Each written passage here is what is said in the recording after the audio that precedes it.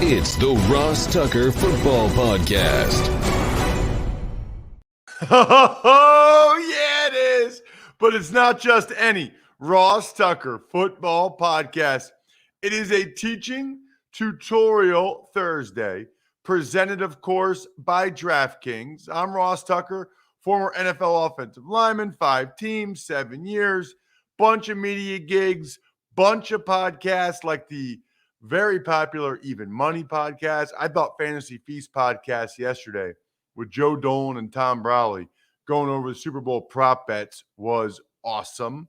College Draft with Emory is one of my favorites, especially since it's Senior Bowl week. I will talk to the GOAT, Greg Cosell, momentarily about Senior Bowl week a little bit.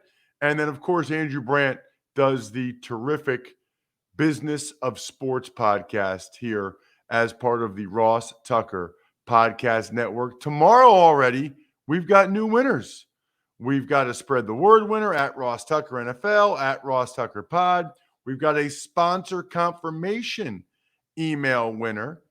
And I love those of you take advantage of our sponsors. You guys know how that works. Just make sure you send me the email after you do and ask a question, please. I love answering your questions. And then the YouTube shout out, which is very cool. Love doing those YouTube videos for you. It's Greg Cosell Day. It's Big Show time. The Big Show. All right, Greg, this is a little bit of a unique episode because we usually spend most of the time looking forward, but I actually want to spend more of the time looking back at the conference championship games. We'll do a Super Bowl preview early next week where all we do is talk about the matchups for the Super Bowl. But I've got a lot of questions coming out of the conference championship games that I'm hoping you can shed some light on. I also have a couple questions as it relates to the Senior Bowl. But let's start with the game I was at, the AFC Championship game. And I guess the question is, Greg, what adjustments did the Bengals make defensively? I've seen some people say first half they were primarily zone, second half they were primarily man. I'm just asking you what you saw the difference was between the Chiefs offense, Bengals defense in the first half and the second half. Yeah, and I think there were a couple of differences, which, by the way, I don't think should have caused the problem that it did. But hey, that's the way it went. So in the first half, Ross, the Bengals played almost exclusively zone coverage out of a 2 shell, meaning 2 deep safeties. Bates and Bell were the 2 deep safeties. The coverage was almost all zone. What they did at times is they spied Mahomes. They did that in the first half. They used basically Wilson, the linebacker, or Hubbard as a spy. If they did play man in the first half, which was not many snaps at all, they matched up Flowers on Kelsey. They would go dime and play man. But for the most part, they were very high percentage split safety zone coverage out of nickel in the first half. That was predominant. So what they did in the second half is they changed. They went to more man coverage, and they brought Von Bell down as a robber right in the middle, maybe 10 to 12 yards from the line of scrimmage. So that was an adjustment they made. Now, I believe they did that because one of the things that the Chiefs do really, really well, and they do it with Tyreek Hill, is they run that over route. And that is a very tough route to defend if you're having an underneath hook defender have to try to carry Hill, because normally that underneath hook defender is a linebacker. So now they had Von Bell sitting right in the middle, and he was the one who would take away that over route by Hill from the either trip side of the formation or the twin side of the formation. They also rushed 3 and dropped a defensive lineman into coverage at times. They didn't do that all the time, at times, and they continued to spy depending on the down and distance situation. So that was the adjustment they made.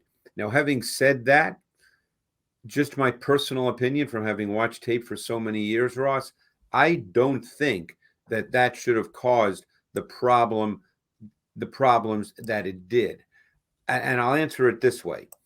I think we've talked about this. I think Mahomes, and we know he's great, and we know the track record is great for a quarterback who's only in his fourth year as a starting quarterback in the NFL. But Mahomes has always walked a little bit of that fine line between unnecessary, undisciplined, and random movement versus controlled and calculated movement. And when he's controlled and calculated, he is a bear to defend, a bear to defend. When he gets a little undisciplined and random, and that's what happened in this game, he loses sight, he loses his vision, and he had some problems. He even had a problem actually on the Kelsey touchdown in the first half where he had Hill wide open within the structure of the play, and he unnecessarily broke down in the pocket and then made a great individual play. But that's what the Bengals did. I was surprised it caused as much of a problem for the Chiefs as it did. So, in summary, Greg, the Bengals changed something up. Yep. They went from more zone to more man, and it appeared to have confused Mahomes or changed his play. But he's seen that defense before. Yeah, of course. And you're a little surprised that it affected him as much as it did. Yes, and Andy Reid's seen that before. This is not, first of all, you and I have spoken a lot over the years. I'm not a blueprint guy. No one is showing anything that has never been done before, okay? So maybe you show it with a different player here and there, but it's not as if Patrick Mahomes and Andy Reid have never seen three-man rushes with a defensive lineman dropping out. It's not as if they've never seen a robber coverage. So it worked in this game, so therefore we say, hey, that was a great adjustment. So you have to say that because it worked. I was just surprised that it caused the problems that it did. Got it.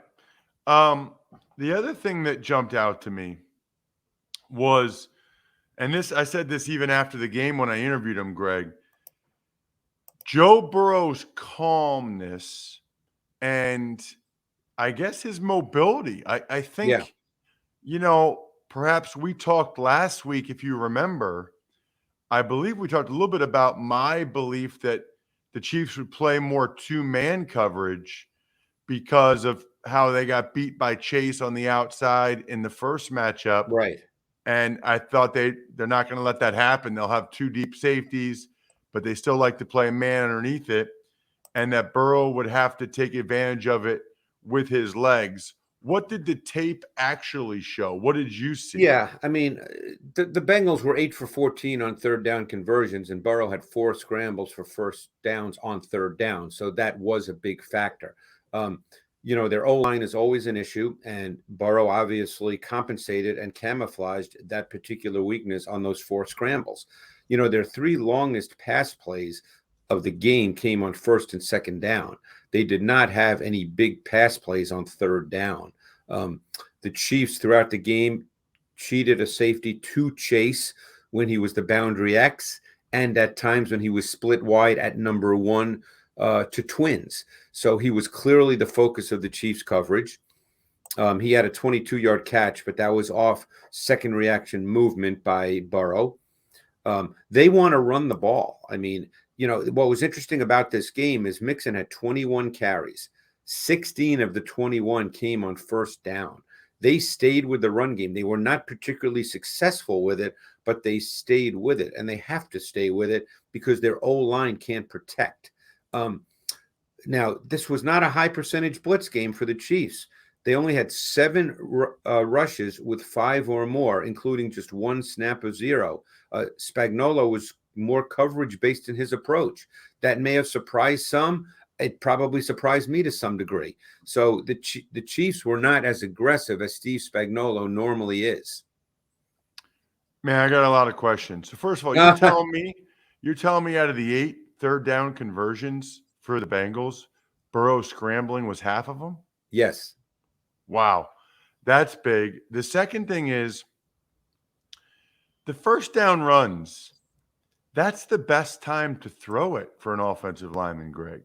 Like Well, I agree with that. that's when the defense is thinking it might be run. I actually thought they had too many first down runs and that they could have done a better job getting some easy completions and getting Well, maybe some bigger gains if they had I mean, it felt like they ran every first down the whole game. and it's funny you say that because their biggest pass play came on the first play of the third quarter, which is obviously 1st and 10, when they came out in 12 personnel, 1 back and 2 tight ends, when conventional play action, meaning Burrow was under center, and they went with 7-man pass protection. So they got 3 doubles. They doubled the 2 inside defensive tackles. They doubled Ingram. They allowed arguably their best offensive lineman, Jonah Williams, to go one-on-one. And Burrow was totally clean in the pocket. And I'm sure you remember the play. He hit Higgins, who then ran for 44 yards.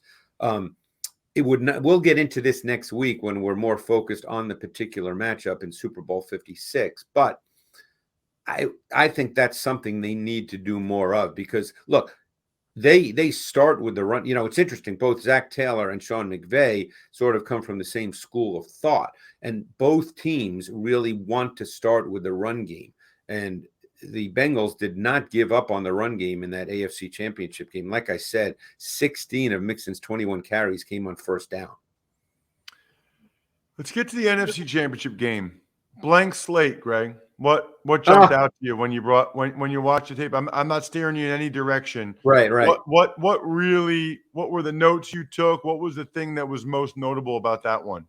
Well, I think the 49ers' inability to run the football was very much a key to the game. The 49ers normally control the pace and tempo of games with the run game. They physically beat defenses, the defense's front 7. That did not happen in this game.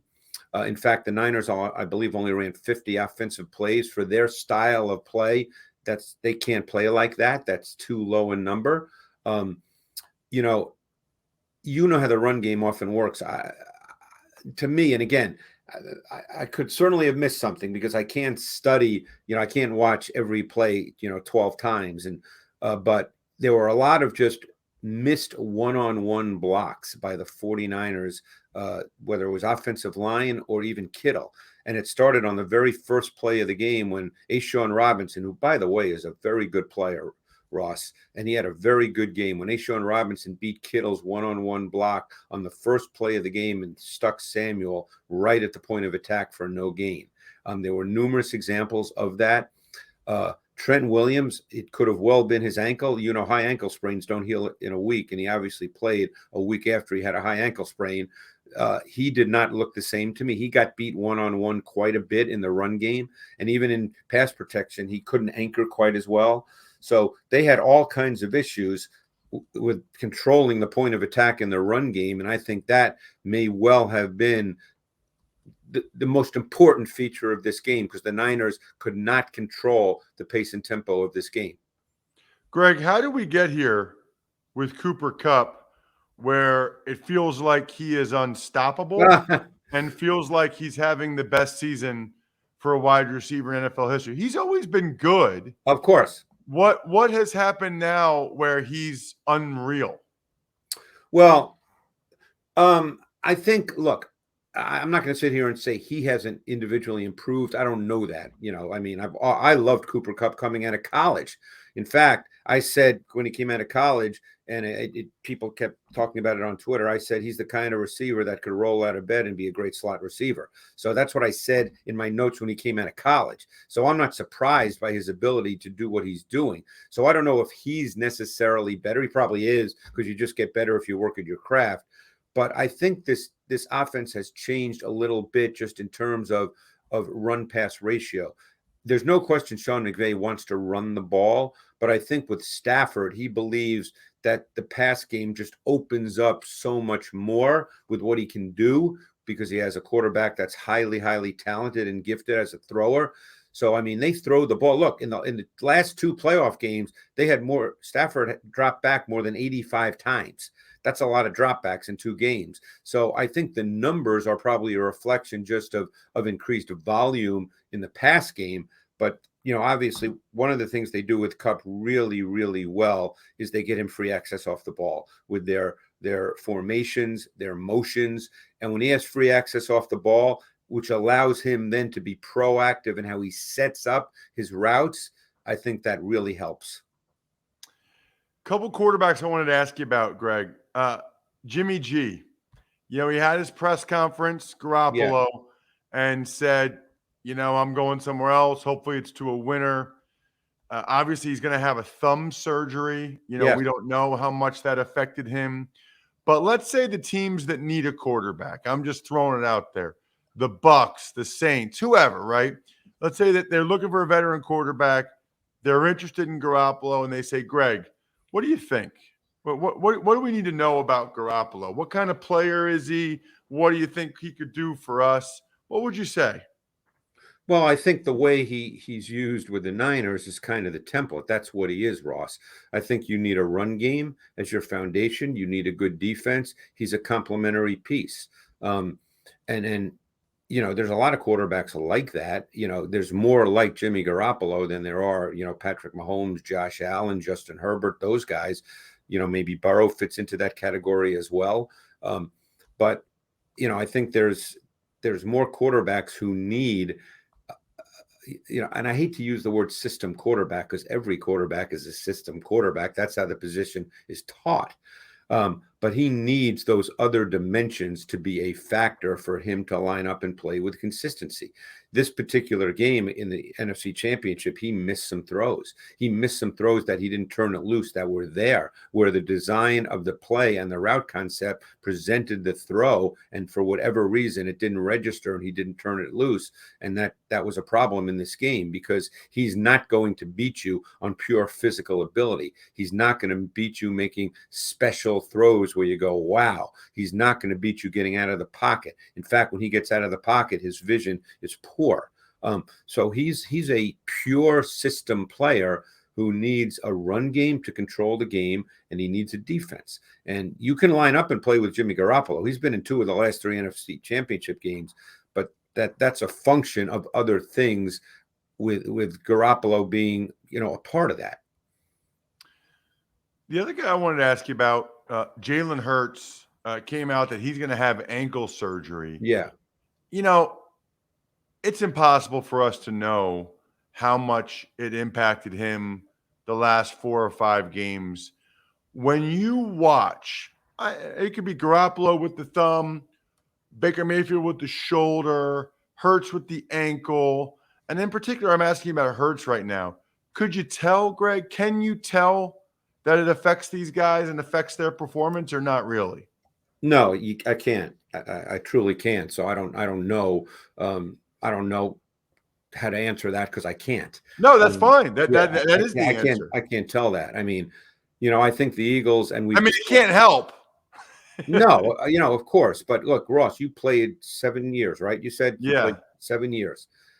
A lot of guys are injured or hurt, and you have to play.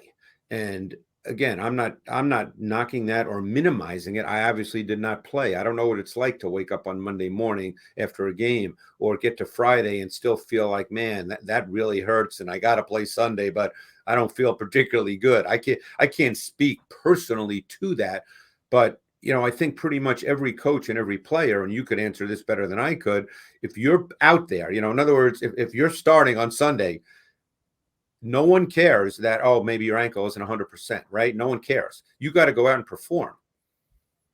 We're going to have plenty of time to talk about the quarterbacks in this year's draft. Guys like Pickett and Willis and Strong. My question is very simple, Greg. Do you watch the Senior Bowl practices? Do you care about the Senior Bowl practices? Should we care about practices? Because it gets a lot of discussion on social media. All the evaluators are down there. They're all talking about practice and how this guy's throwing it. Unless I'm mistaken, you're still not allowed to hit the quarterback in those practices, which always to me makes it least relevant for that position.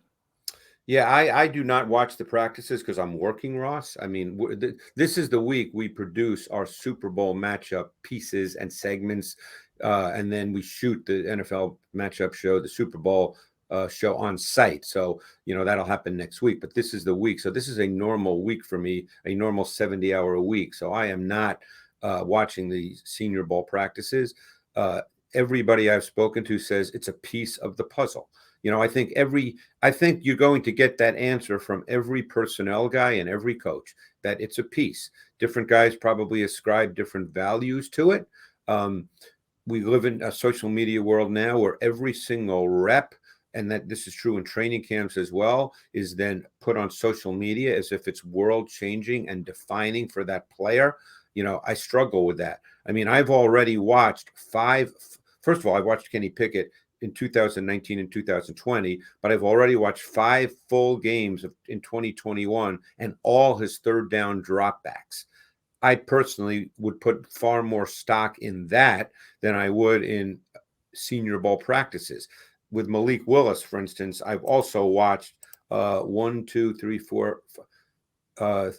6 full games of Malik Willis from 2021, and I also watched him last year.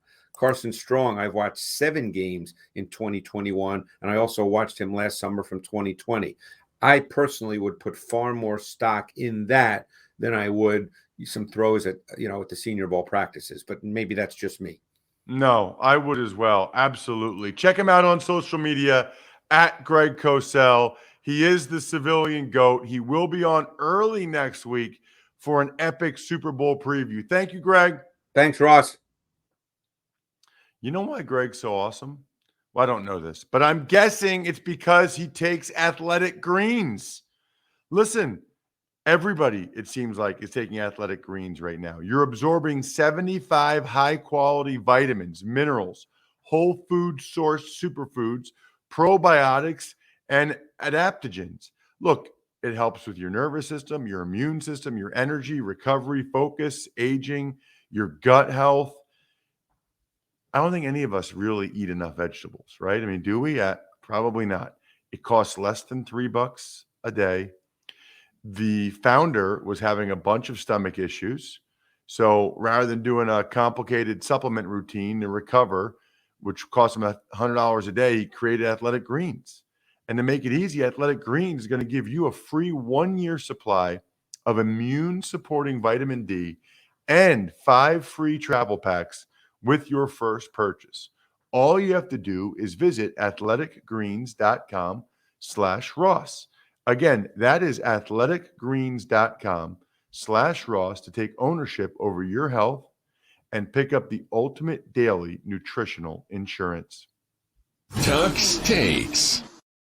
Hey, Ross. Good morning. Well, let's start with the biggest news from yesterday, and that's former head coach of the Cleveland Browns, Hugh Jackson, claiming that he was also offered money to lose games. Right. That would be by Browns owner Jimmy Haslam. I think he said that the GM at the time, Sashi Brown, the assistant GM, Andrew Berry, who's now the GM, that they were also offered that money or received that money. So we'll see if he joins the lawsuit, and we'll see what evidence they have. I also saw a report where I think NFL Network said that they talked to somebody who heard Stephen Ross say that to Brian Flores. I have no idea about the legal stuff, right? Like Stephen Ross could say he was joking, and then how do you argue that he wasn't joking or not? I don't know how any of that stuff works. I really don't. It's a bad look for the NFL. That's all I know. Really bad if there are owners incentivizing coaches to lose. Tuck's Takes. There are reports out that the Minnesota Vikings are going to hire Rams OC Kevin O'Connell as their next head coach, which means Jim Harbaugh back to Michigan. Right. So what's interesting about that? Well, a couple of things are interesting. If you guys saw our tweets at Ross Tucker Pod, at Ross Tucker NFL, I was kind of joking about this. But of course, as soon as Harbaugh realizes he's not getting the Vikings job, it leaks that he called Michigan to say, I want to stay. Yeah, dude, because you found out you weren't getting the job. I mean, I don't think he would have gone on the interview to Minnesota on National Signing Day if he didn't want the job. But when he found out they were going to give it to Kevin O'Connell, I think that's when he made the call. And I think for a first-year GM like Kwesi, I got to remember his whole last name, but Kwesi, my guy from Princeton, that's his first name. I guess I just think he wanted to start with someone anew like Kevin O'Connell as opposed to Harbaugh, who got in that, that power struggle with Trent Baalke out in San Francisco. I don't think that's something that a new GM wants to have to deal with. Doesn't think that'll be the case with O'Connell. And let's be honest, the Shanahan, McVay, LaFleur, Zach Taylor, that sort of tree is having a lot of success right now. It's hard not to argue with taking a guy from there. By the way, Kevin O'Connell was once at the broadcasting boot camp. Didn't know after his career was done what he wanted to do. He was at the broadcasting boot camp. He actually called the Army football games for 1 year, did Kevin. Now he's the head coach of Minnesota. And this is like, I don't know, 8 or 9 years ago. Now he's the head coach of Minnesota Vikings. Pretty cool. Pretty awesome for him. Tuck's Takes. You and Greg touched on it. Philadelphia Eagles quarterback Jalen Hurts having surgery on an ankle injury that hampered him through the last few games of that season. Right. So Jalen, I thought that was noticeable. I thought he could not run as well or move as well as he had earlier. And I do think that should on some level be part of the evaluation. A, that he played through it for the most part, but B, that he did get hurt and he did miss a game as a result, but that he was only able to miss one and play through it and how it affected him. I think one of the questions you have to ask is, how often is that going to happen to him? I don't think he got hurt very much in college, so I think it might be sort of a one-off. I do want to get to an email question, Bri, but first, I got to make sure you guys take a long, hard look at myfrontpagestory.com for Valentine's Day. Speaking of a one-off, right? I know what most of you do. You get a gift card or flowers or chocolate or take your wife out to dinner. That's fine. You can honestly do that stuff too. But I really recommend totally surprising her, totally blowing her away, doing something totally unique and different, and getting a story written about her from myfrontpagestory.com. It is so awesome the way it hangs in the house. And it's like a constant reminder to her that you went out and did something really special and unique and had a story written about it that looks like it's on the cover of the newspaper. It is awesome. myfrontpagestory.com. Email time. Ever wanted to ask an NFL player a question? Well, here's your chance. It's time to Ask Ross. Email address is always ross@rosstucker.com. We try to get to all your email questions. We guarantee we get to it if you take advantage of any of the sponsors, Athletic Greens, LinkedIn, 100 Flowers, My Front Page Story, whoever it is, we guarantee we'll read and respond to it.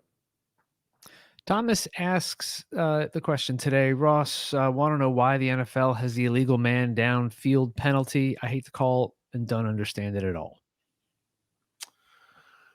Well, Thomas, it would be anarchy if they didn't have that call. It would be impossible to play defense. You would have ineligible players downfield. Are you saying they're allowed to block, Thomas, down the field or not? But what do you do if you're on defense and all of a sudden, the defense only rushes 3 guys. All of a sudden, the left guard's running down the middle of the field. Well, then the defenders think they need to cover him. I mean, it's anarchy. You have to have some limitation on who can be eligible for a pass downfield. And if you're not eligible for a pass downfield, you can't have those guys downfield muddying the waters or blocking. So that's the rule, is there are, up to 5 eligible players on every snap. And then there's 5 that are ineligible on the line of scrimmage. You're allowed to be a yard and a half downfield. But once you get further downfield than that, it really It's not good for a lot of reasons, but especially it makes it incredibly hard to play defense.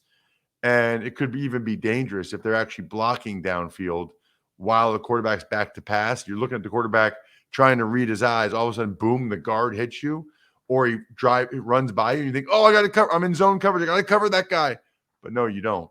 So it's a good rule. I understand why you don't like it. It's frustrating when they call it on your team, but it's a good rule. I think they should be a little bit more lax in calling it in some instances, but it's ultimately a good rule. Shout outs. HumanHeadNYC.com, Vision Comics with an X, Sporticulture, Pizza Boy Brewing, SteakhouseSports.com. I think we're done here. Thanks for listening to the Ross Tucker Football Podcast. Make sure to also subscribe to the Fantasy Feast, Even Money, Business of Sports, and College Draft. All available at Apple Podcasts, RossTucker.com, or wherever podcasts can be found. A lot of times on the show, I mentioned DraftKings. Here's what you need to know. You got to be 21 or older, New Jersey, Indiana, or Pennsylvania only. New customers only. Restrictions apply. See DraftKings.com/sportsbook for details. Gambling problem, call 1-800-GAMBLER, or in Indiana, 1-800-9-WITH-IT. By the way, if what I was talking about included a deposit bonus, doesn't always, sometimes it does. Deposit bonus requires 25 times playthrough, and deposit bonuses are paid out in site credit.